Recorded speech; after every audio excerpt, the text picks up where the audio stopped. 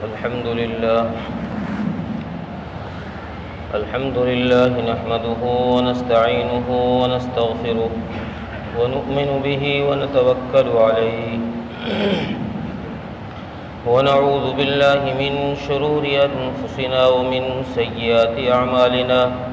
من يهده الله فلا مضل له ومن يضلله فلا هادي له ونشهد أن لا إله إلا الله وحده لا شريك له ونشهد أن سيدنا وسندنا وحبيبنا وشفيعنا ومولانا محمدا عبده ورسوله أما بعد فأعوذ بالله من الشيطان الرجيم بسم الله الرحمن الرحيم لقد من الله على المؤمنين إذ بعث فيهم رسولا من أنفسهم يتلو عليهم آياته ويزكيهم ويعلمهم الكتاب والحكمة وإن كانوا من قبل لفي ضلال مبين صدق الله العظيم قال النبي صلى الله عليه وسلم إنما بعثت لأتمم مكارم الأخلاق أو كما قال عليه الصلاة والسلام۔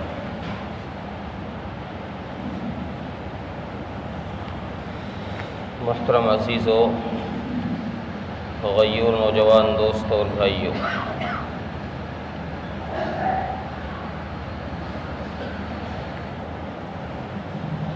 نبی کی سیرت کا عنوان پچھلے کئی ہفتوں سے چل رہا ہے، اور یہ عنوان اتنا بڑا ہے، اتنا لمبا ہے کہ انسان کی زندگیاں ختم ہو جائیں گی، نبی کی سیرت ختم نہیں ہو سکتی۔ چونکہ اللہ تبارک و تعالیٰ نے ہمیں جو نبی منتخب کر کے دیا ہے ساری کائنات میں سے، وہ نبی سارے انبیاء کا سردار ہے، اور خاتم الانبیاء ہے۔ آپ کے بعد اب کسی نئے نبی کو مبعوث نہیں ہونا ہے۔ اس لیے اللہ تبارک و تعالیٰ نے قرآن کریم کی آیت میں مسلمانوں کو خطاب کرتے ہوئے ارشاد فرمایا ہے، لقد من اللہ علی المؤمنین اذ بعث فیہم رسولا من انفسہم یتلو علیہم آیاتہ ویزکیہم ویعلمہم الکتاب والحکمہ وإن كانوا من قبل لفی ضلال مبین، کہ مسلمانوں، ہم نے تم پر احسان کیا ہے نبی آخر الزماں کو تمہارے درمیان بھیج کر۔ یہ اللہ کا ہم پر احسان ہے کہ اللہ تبارک و تعالیٰ نے ہمیں اپنا حبیب دیا ہے، اور ہم سب کو پوری انسانیت میں سے چھانٹ کر اپنے حبیب کی امت میں پیدا فرمایا۔ تو اس لیے اتنی بڑی شخصیت، انبیاء کا سردار ہمیں ملا ہے، اس کی ہم سیرت بیان کریں، اس کی ہم شان بیان کریں، جس کی رب خود تعریفیں قرآن میں کرتا ہے۔ کہیں والضحیٰ کہتا ہے، کہیں واللیل کہتا ہے، کہیں مزمل کہتا ہے، کہیں مدثر کہتا ہے، کہیں یاسین کہتا ہے، کہیں طٰہٰ، کتنی ساری تعریفیں، قرآن بھرا پڑا ہے نبی کی تعریفوں سے۔ جس شخصیت کی رب تعریف کر رہا ہو، ہم کون سی کھیت کی مولی؟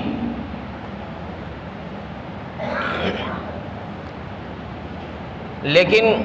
نبی کے ثنا خوانوں میں اپنا نام لکھوانے کے لیے نبی کی سیرت کو بیان کرنا، یہ باعث اجر ہے اور باعث مغفرت ہے۔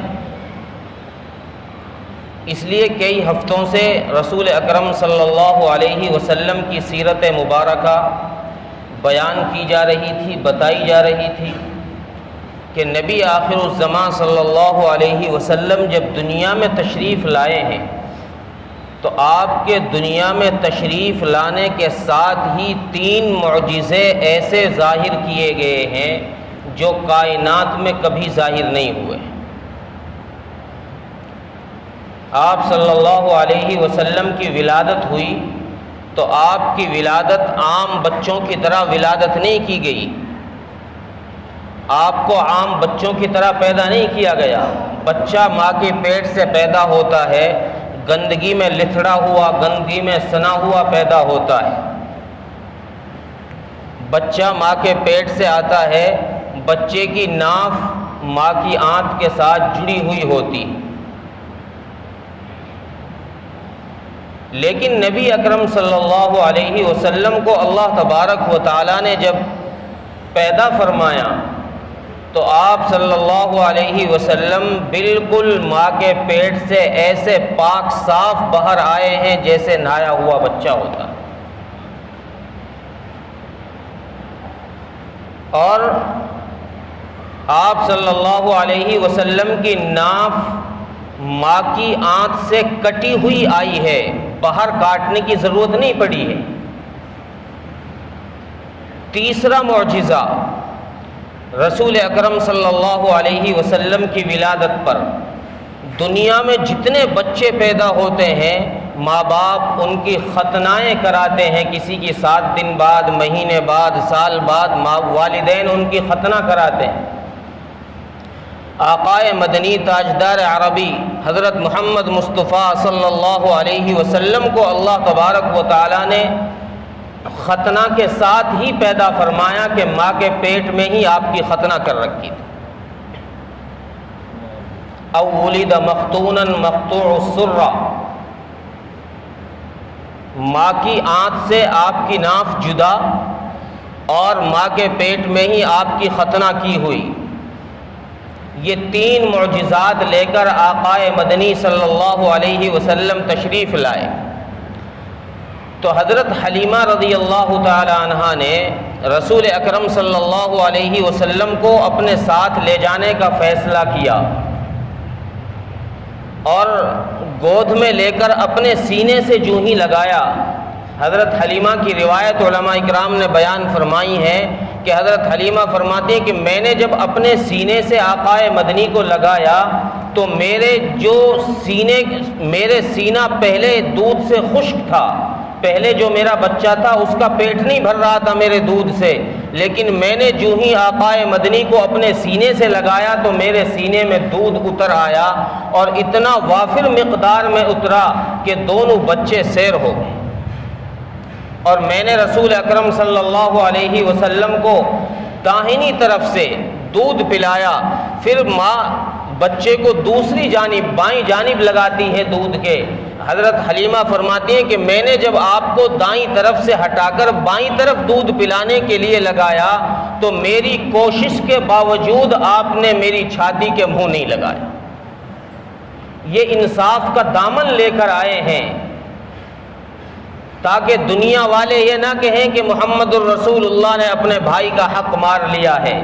آپ صلی اللہ علیہ وسلم کے علم میں تھا کہ میرا رضائی بھائی ہے، وہ دوسری طرف سے دودھ پیے گا، میں ایک طرف سے دودھ پیوں گا۔ اپنے خیمے میں لے کر آئی، اپنے خاوند سے کہا کہ ذرا اونٹنی میں جا کر دیکھو، دودھ نکال کر لاؤ، دودھ پی لیں، ہمارا بھی پیٹ بھر جائے۔ جس اونٹنی پر یہ سوار ہو کر آئی تھی، لاغر، کمزور، دبلی پتلی اونٹنی، جس کی وجہ سے یہ اپنے قافلے سے پیچھے رہ گئی تھی، جس کی رفتار کمزور تھی، کمزور ہونے کی وجہ سے جس کی رفتار سست تھی،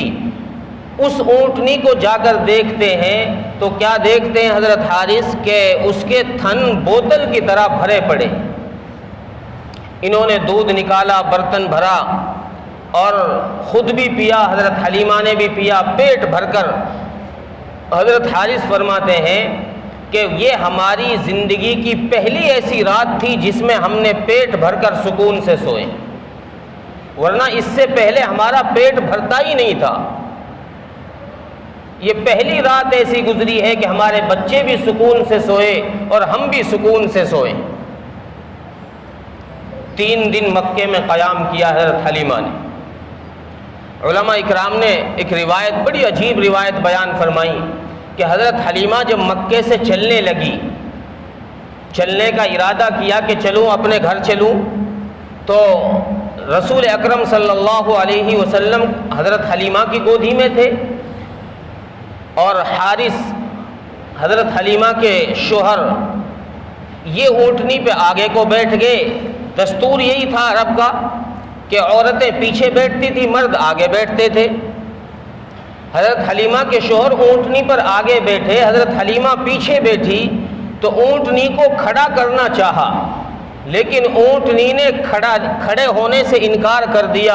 ان کی بسیار کوشش کے باوجود اونٹنی کھڑی نہیں ہوئی، تو حضرت حلیمہ نے فرمایا کہ شاید یہ اس بچے کی عظمت کے خلاف ہے، اس بچے کی شان کے خلاف ہے، جس کی ہم معجزات، جس کی برکتیں ہم اب دیکھ چکے ہیں کہ ہماری چھاتیوں میں دودھ اتر آیا ہے، ہمارے جانور تندرست ہو گئے ہیں، جانوروں کے تھنوں میں دودھ اتر آیا ہے، یہ تو بڑا عظیم الشان بچہ ہے، اس لیے ہو سکتا ہے رب کریم کو ہماری یہ ادا پسند نہ آئی ہو، اس لیے آپ پیچھے بیٹھے میں آگے بیٹھوں، چونکہ اس بچے کو آپ کی پشت بچے کی طرف ہو رہی ہے، پیٹھ بچے کی طرف ہو رہی ہے، اللہ کریم کو یہ ادا پسند نہیں ہے، اس لیے میں آگے بیٹھتی ہوں، آپ پیچھے بیٹھے۔ جب اس طرح بیٹھی حضرت حلیمہ آگے، شوہر پیچھے، پھر اونٹنی کو کھڑا کیا گیا تو اونٹنی کھڑی ہو گئی۔ اور روایت میں ہے کہ اس اونٹنی نے مکے کی گلیوں میں چکر لگائے، اور خانہ کعبہ کے سامنے آ کر اس جانور نے 3 سجدے کیے ہیں، 3 دفعہ اپنا سر رب کریم کے حضور میں جھکایا ہے، شکرانے کے سجدے کیے ہیں کہ مولا تیرا بڑا احسان ہے، تو نے میری پشت پر نبی آخر الزماں کو سوار کرا دیا، میں عام جانوروں سے بلند ہو گیا ہوں۔ شکرانے کے 3 سجدے خانہ کعبہ کے سامنے کر کے یہ جانور پھر چلا ہے، اور حضرت حلیمہ کا جو قافلہ تھا وہ پہلے ہی نکل چکا تھا بچے لے کر۔ حضرت حلیمہ کی یہ اونٹنی، ایک اونٹنی تھی، ایک گدھی، یہ ان کے ساتھ تھی۔ آتے وقت تو یہ پیچھے رہ گئی کمزوری کی وجہ سے، لیکن اب یہ جو کہ بعد میں نکلی ہے، حضرت حلیمہ فرماتے کہ اتنی تیز رفتار میری اونٹنی کی ہو گئی کہ جو قافلہ ہم سے کئی روز پہلے نکل چکا تھا، ہم نے تھوڑے دنوں میں اس قافلے کو پکڑ لیا۔ اور جب اس قافلے کے قریب ہم پہنچے تو قافلے والی عورتیں کہنے لگی حلیمہ کیا بات، جب مکے آئی تھی تو اتنی پیچھے رہ رہی تھی کہ ہم تیری وجہ سے رکتے تھے راستے میں کہ حلیمہ ساتھ آ جائے، حلیمہ ساتھ چل جائے، ہمیں بار بار رکنا پڑ رہا تھا، لیکن اب تو ہم تجھ سے کئی دن پہلے نکلے ہیں، پھر بھی تو نے ہمیں پکڑ لیا ہے۔ آخر مکے سے کیا اونٹنی بدل کر لائی ہے، سواری بدل کر لائی ہے، کیا بات ہے، کیا وجہ ہے؟ حضرت حلیمہ فرماتی ہے سواری نہیں بدلی ہے، یہ سواری تو وہی سواری ہے، لیکن اس سواری کا سوار بدل گیا۔ سبحان اللہ، کیا شان ہے، کیا شان ہے میرے حبیب کی۔ اللہ تبارک و تعالیٰ نے حضرت حلیمہ کو ان کے گھر پہنچا دیا۔ ایک روایت کے اندر ہے کہ حضرت حلیمہ قبیلہ سعد کی تھی، ان کے قبیلے کے اندر قحط پڑ گیا، بارش بند، اب ساری زمین بنجر ہو گئی، فصل نہ اگے، زمین سے گھاس نہ اگے، جانور پریشان، لوگ پریشان۔ لیکن روایت میں یہ ہے، حضرت حلیمہ کی روایت ہے، اس میں یہ ہے کہ میری بکریاں، میرے جانور جہاں جاتے تھے، جنگل میں جس طرف نکلتے تھے، باقی لوگوں کے جانور بھوکے واپس آتے تھے، میرے جانور ایک دن بھی بھوکے پیٹ واپس نہیں آئے، خالی پیٹ واپس نہیں آئے، پیٹ بھر کر واپس آتے تھے، اور سارے گاؤں کے لوگوں کے جانوروں کے تھنوں سے دودھ خشک ہو چکا تھا چارہ نہ ملنے کی وجہ سے، لیکن میری بکریوں کے تھنوں کے اندر دودھ بھرا رہتا تھا۔ لوگ یہ دیکھ کر پریشان ہو گئے کہ آخر یہ ماجرا کیا ہے۔ لوگوں نے اپنی بکریاں ہماری بکریوں کے ساتھ بھیجنا شروع کر دی کہ حلیمہ کے ساتھ بھیجو، لیکن خدا کی قدرت، اللہ تبارک و تعالیٰ نے پھر بھی یہی معجزہ دکھایا کہ حضرت حلیمہ کی بکریاں پیٹ بھر کر آ رہی ہیں، باقی لوگوں کی بکریاں خالی پیٹ آ رہی۔ رسول اکرم صلی اللہ علیہ وسلم حضرت حلیمہ کے گھر 4 سال رہے، 4 سال حضرت حلیمہ کے یہاں رہے۔ ایک روایت میں ہے کہ حضرت حلیمہ فرماتی ہے کہ میں نے کبھی نبی اکرم صلی اللہ علیہ وسلم کے سطر کو کھلا ہوا نہیں دیکھا۔ جب آپ کا سطر کھلتا تھا، بچے عام طور سے ننگے ہو جاتے ہیں، پیر ہاتھ مارتے ہیں، حضرت حلیمہ فرماتے ہیں کہ جب بھی محمد الرسول اللہ کا سطر کھلتا تھا تو آپ بے چین ہو جاتے اور کوئی شخص غیب سے آ کر ان کے اوپر چادر ڈال کر چلا جاتا، کپڑا ڈال کر چلا جاتا تھا۔ آپ صلی اللہ علیہ وسلم کے قضاء حاجت کے اوقات متعین تھے۔ حضرت حلیمہ فرماتی ہیں میں نے کبھی آپ کے جسم پر نجاست لگی نہیں دیکھی، گندگی لگی نہیں دیکھی۔ آپ کا وقت متعین تھا قضاء حاجت کا، اسی وقت قضاء حاجت کرتے۔ جب آپ صلی اللہ علیہ وسلم کچھ بڑے ہوئے، حضرت حلیمہ کے یہاں عمر جب آپ کی بڑی ہوئی، ایک روایت میں نے پڑھا کہ جب آپ 1.25 سال کے ہوئے تو آپ نے تیر اندازی کا مقابلہ جو ہو رہا تھا اس میں آپ نے حصہ لیا، تیر اندازی کے مقابلے میں۔ اور ایک دفعہ حضرت حلیمہ ایک میلے میں تشریف لے گئی، رسول اکرم صلی اللہ علیہ وسلم ساتھ تھے۔ وہاں کسی راہب نے آپ صلی اللہ علیہ وسلم کے اوپر نظر ڈالی، آپ کو دیکھا تو وہ راہب چلایا کہ یہ بچہ آگے چل کر تم سب کو ختم کر دے گا، اس بچے کو ختم کرو، مار ڈالو اس بچے کو۔ چونکہ یہودیوں کو یہ حسد تھی، یہ بغض تھی کہ محمد الرسول اللہ صلی اللہ علیہ وسلم یہ قریش میں کیوں ہو گئے، یہ آخری نبی تو ہم میں ہونا چاہیے تھا۔ نبیوں کا سلسلہ تو یہودیوں میں تھا، نبیوں کی قطاریں تھی، کئی پشتوں تک نبی چلے آتے تھے۔ یہودی اس بات سے بغض رکھتے تھے آپ صلی اللہ علیہ وسلم سے کہ یہ آخری نبوت کا سلسلہ قریش میں کیوں گیا، ہم میں سے کیوں چھن گیا۔ اس لیے اس راہب نے شور مچایا تو حضرت حلیمہ فرماتی ہے کہ میں نے جب اس کا شور سنا تو میں گھبرا گئی، میں بھاگ کر اپنے گھر آ گئی۔ ایک دن اتفاق سے گاؤں میں ہمارے یہودیوں کے کچھ لوگ 4-5 لوگ گزرے، انہوں نے آپ صلی اللہ علیہ وسلم کی آنکھوں میں سرخ ڈورا تھا، انہوں نے وہ سرخ ڈورا دیکھا تو انہوں نے پوچھا کہ یہ اس بچے کی آنکھوں میں سرخ ڈورا ابھی ہوا ہے یا بچپنے سے؟ میں نے کہا بچپنے سے۔ تو انہوں نے شور مچایا، چیخ ماری کہ اس بچے کو مار ڈالو، یہ وہی بچہ ہے جو آخر میں نبی آخر الزماں ہوگا، جو ہم سب کا خاتمہ کر دے گا، اس لیے اس بچے کو ختم کرو۔ ان میں سے ایک شخص بولا کہ اس بچے کا باپ ہے؟ تو حضرت حلیمہ فرماتے کہ میں گھبرائی ہوئی، مجھے ڈر ہو گیا کہ میرے بچے کے ساتھ کوئی انہونی نہ ہو جائے۔ میں نے گھبراتے ہوئے کہا کہ ہاں، اپنے شوہر کی طرف اشارہ کیا کہ یہ اس کا باپ ہے، تو انہوں نے چھوڑ دی۔ چونکہ پچھلی کتابوں میں یہ تھا کہ جو نبی آخر الزماں ہوگا اس کا باپ نہیں ہوگا، باپ دنیا میں آنے سے پہلے ہی فوت ہو جائے گا، اس لیے انہوں نے جو کتابوں میں پڑھا تھا اس کے مطابق انہوں نے پوچھا۔ تو حضرت حلیمہ فرماتی ہے کہ میں نے اپنے شوہر کی طرف اشارہ کر کے کہا کہ یہ ان کے والد ہیں، تو وہ چھوڑ کر چلے گئے۔ آپ صلی اللہ علیہ وسلم نے قبیلہ سعد کے اندر اپنا وقت گزارا، بکریاں چرانے کے لیے گئے۔ آپ کی ایک بہن تھی شیمہ، جس کا نام کتابوں میں لکھا ہے، ایک رضائی بھائی تھا، کبھی بہن کے ساتھ بکریاں چرانے جاتے، کبھی بھائی کے ساتھ بکریاں چرانے جاتے۔ ایک دن آپ صلی اللہ علیہ وسلم بھائی کے ساتھ بکریاں چرانے جنگل میں گئے، اور وہاں کیا ہوا کہ 3 شخص انسانی شکل میں، 3 فرشتے آئے انسانی شکل میں، اور انہوں نے رسول اکرم صلی اللہ علیہ وسلم کو پکڑا، آپ کو لٹایا، آپ کا سینہ چاک کیا، اندر سے دل نکالا۔ اس دل کو جنت سے جو تشت لے کر آئے تھے، ان تشتوں کے اندر ایک سونے کی نورانی مہر تھی اور پانی تھا، اس سے اس کو صاف کیا۔ بعض علماء نے لکھا ہے کہ زمزم کے پانی سے رسول اکرم صلی اللہ علیہ وسلم کے سینہ مبارک کو صاف کیا گیا ہے، دل کو پاک کیا گیا ہے، صاف کیا گیا ہے، اور انہوں نے اس دل کا آپریشن کر کے اس میں وہ نورانی مہر ڈالی، وہ نورانیت ڈالی، اور وہ دل کو وہیں جوڑ دیا، سینہ وہیں جوڑ دیا۔ رضائی بھائی نے جب یہ ماجرا دیکھا تو یہ گھبرا کر گھر بھاگ گیا، اور اس نے جا کر اپنی والدہ سے حضرت حلیمہ سے جا کے کہا کہ اماں بھائی کے ساتھ تو 3-4 لوگوں نے یہ کر دیا ہے۔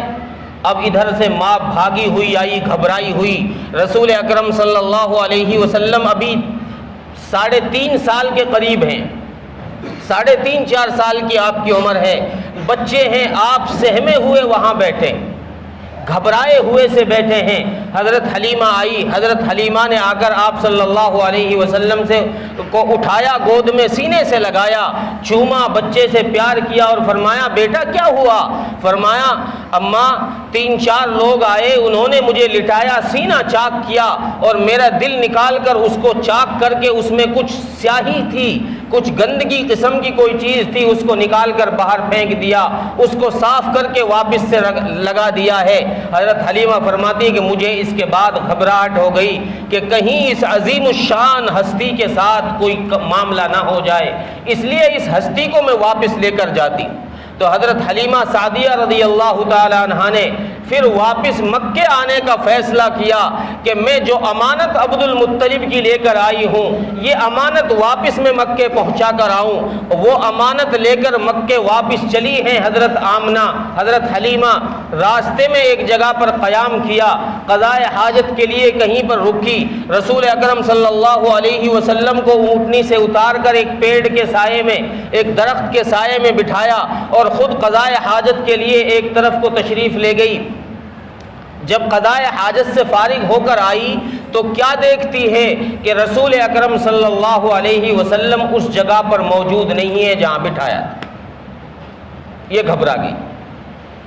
اب انہوں نے دوڑنا شروع کیا پہاڑوں پر، کبھی اس پہاڑ پر چڑھے، کبھی اس پہاڑ پر چڑھے، کبھی نیچے کو آئے، شور مچانا شروع کر دیا حضرت حلیمہ نے۔ لوگ جو ادھر ادھر کہیں پر لوگ تھے جانور چگانے کے لیے آئے تھے، ان سے معلوم کیا، کسی نے کچھ نہیں بتایا تو حضرت حلیمہ ایک پہاڑ کی اونچی چوٹی پر چڑھ کر کہتی ہیں کہ اگر میرا لال نہ ملا تو میں آج اپنی جان یہاں سے کود کر دے دوں گی۔ لوگوں نے سمجھایا کہ حلیمہ ایسا نہیں کرتے،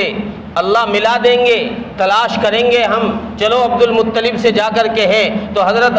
حلیمہ جو ہے مکے پہنچی عبد المطلب کے پاس، رسول اکرم صلی اللہ علیہ وسلم کے دادا کو جا کر سارا واقعہ، سارا ماجرا بتایا، یہ کہ یہ معاملہ ہو گیا ہے۔ عبد المطلب نے سارے مکے میں اعلان کرایا اور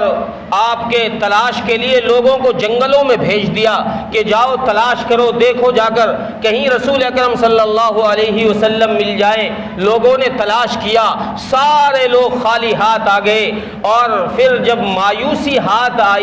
تو عبد المطلب نے آخر میں خانہ کعبہ کا طواف کر کے خانہ کعبہ کی چوکٹ پکڑ کر رب کریم سے یہ فریاد کی کہ مولا میرے بیٹے کی ایک ہی نشانی تھی، وہ بھی اگر تو نے لے لی تو پھر میرے بیٹے کا نام و نشان ختم ہو جائے گا۔ غیب سے آواز آتی ہے عبد المطلب گھبراؤ نہیں، یہ نبی آخر الزماں ہیں، میں اپنے اس پیغمبر کو یوں ضائع نہیں کروں گا، اس لیے جاؤ تم شجر یمن کے پاس ایک جگہ ہے مکے میں تہامہ،